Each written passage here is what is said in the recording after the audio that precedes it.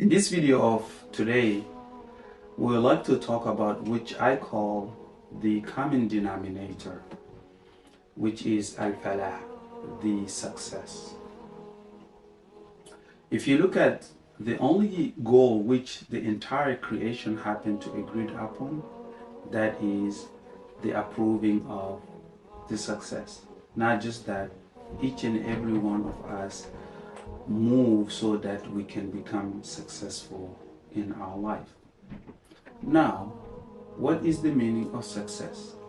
Though we all happen to have a success as a common denominator, as a common goal, however, people differ over the meaning of it. As a result of that, we have a problem to define who is a successful person. In short, al-falah, the success means to get that which you are looking for and be safe and protected against that which you are afraid of it.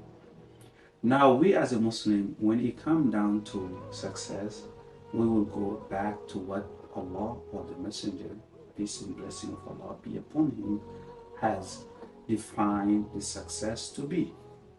And if you check in the Quran, and Allah said, Alif Lam Mim, ذلك الكتاب لا ريب فيه هدى للمتقين.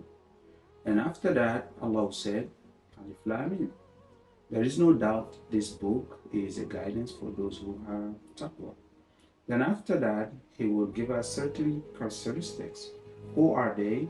الذين يؤمنون بالغيب. He said those who believe in unseen.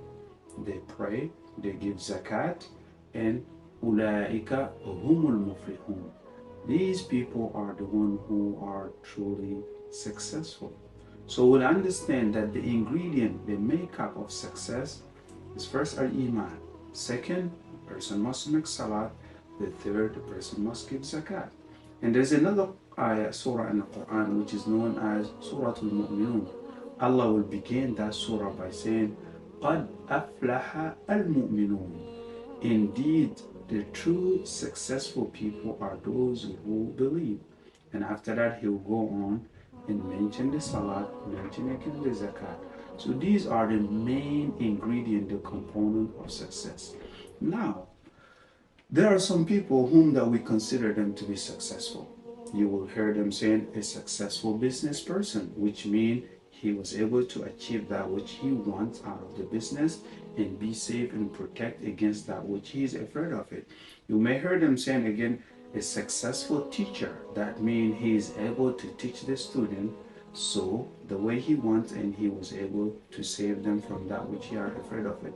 But all these are partial success. The ultimate and absolute one is the one that lasts forever. Because Allah says in Quran, anyone who happened to be given the Jannah and saved from the hellfire, the person has indeed succeeded. Now, you can become a successful business person, but once you die, the business ends there. Then you are to face your Creator. If you happen to be a person of hellfire, then your success is not complete. You can become a successful teacher, successful father, successful husband, or a successful wife. It doesn't matter. But at some point in time, once you die, all this will end. So the true success is something that is everlasting. That's why Allah subhanahu wa ta'ala will define the believer as a successful people. So I ask Allah subhanahu wa ta'ala to make you and I from amongst the people that are categorized by Allah as a true successful one. Now the second part of this talk is that what can you do in I to become successful? Now the number one thing that we can do is to turn into Allah, to ask Him to make us from amongst the people that are successful. Now the Prophet, peace be on him, and he gave a comprehensive and a complete form of dua. He will say to our mother Aisha radiallahu anha, here is what you can do to ask Allah subhanahu wa ta'ala in a very simple way.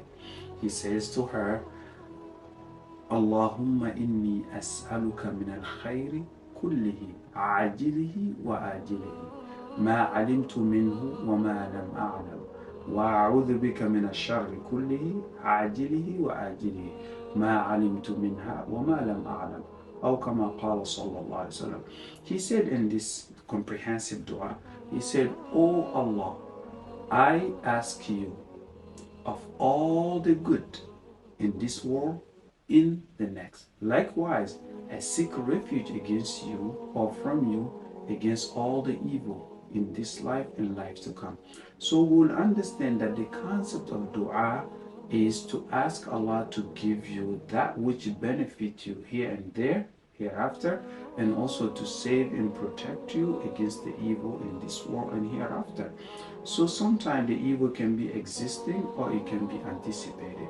So the dua is to ask Allah to remove the evil that is already in place, and also to turn away from you the evil that may to come. So this dua include all of that. In another version we said, "Rabbana atina fi dunya hasana wa fil akhirati hasana wa qina adhaban nar." So the shortest way to get to the success is to ask Allah subhanahu wa ta'ala first to make it easy for us. The second way, to put into some efforts, iman, salat, zakat, and things that come along with them. I ask Allah subhanahu wa ta'ala to make you and I from amongst the people of success. Allahumma ameen.